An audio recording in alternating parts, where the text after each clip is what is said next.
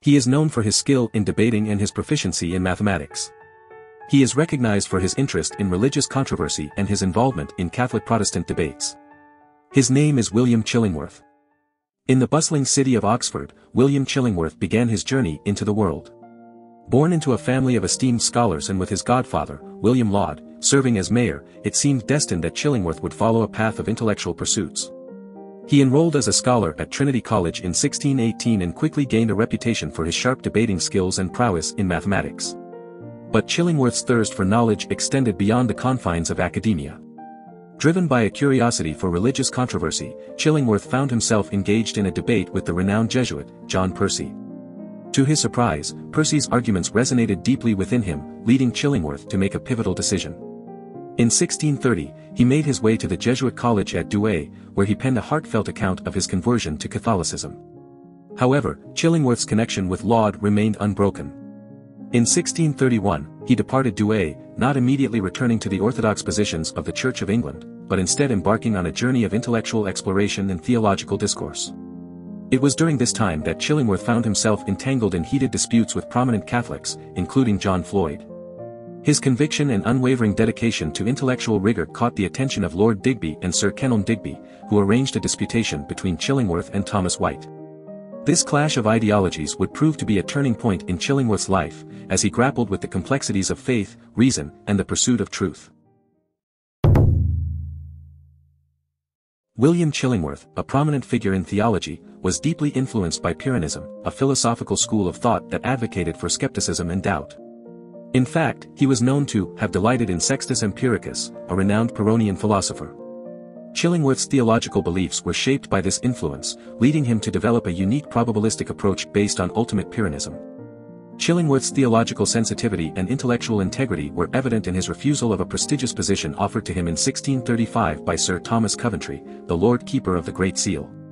He faced a dilemma regarding his subscription to the 39 Articles, a set of doctrines that all members of the Church of England were required to adhere to. In a letter to Gilbert Sheldon, the warden of All Souls College, Oxford, Chillingworth expressed his firm convictions. He firmly believed that stating the fourth commandment as a law of God applicable to Christians was false and unlawful, and that the damnatory clauses in the Athanasian Creed were likewise false, presumptuous, and schismatical. Subscribing to these doctrines would, in his view, be tantamount to subscribing his own damnation. Chillingworth also embraced Arminian views, a theological movement that emphasized free will and rejected the notion of predestination. His theological philosophy, rooted in skepticism and a deep questioning of established dogmas, allowed him to explore alternative interpretations and challenge traditional beliefs. Today, Chillingworth's theology continues to offer valuable insights for navigating the complexities of daily life.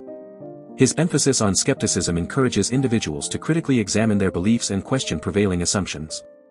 By embracing doubt and intellectual integrity, we can cultivate a deeper understanding of ourselves, our faith, and the world around us. Chillingworth's approach reminds us that it is essential to engage in ongoing inquiry and exploration, rather than blindly accepting dogmas or subscribing to doctrines that may contradict our own conscience. In a world often characterized by uncertainty in conflicting ideologies, Chillingworth's philosophy serves as a guiding light, urging us to remain open-minded, curious, and willing to challenge the status quo. By embracing the spirit of skepticism, we can continuously strive for intellectual growth, moral clarity, and a deeper connection with our own personal truth. William Chillingworth, a prominent figure in the 17th century religious debates, found himself embroiled in a controversy surrounding the Jesuit Edward Nott. Chillingworth was defending Christopher Potter, provost of the Queen's College, Oxford, against Nott's attacks. In response to Nott's publication, Chillingworth wrote a book titled The Religion of Protestants: A Safe Way to Salvation. At the heart of Chillingworth's argument was a defense of the authority of the Bible and the individual's right to interpret it. He believed that the Church of England's doctrine was pure and orthodox, and anyone who believed in it and lived according to its teachings would undoubtedly be saved. Chillingworth rejected the notion that any errors in the Church's teachings warranted division or the abandonment of communion.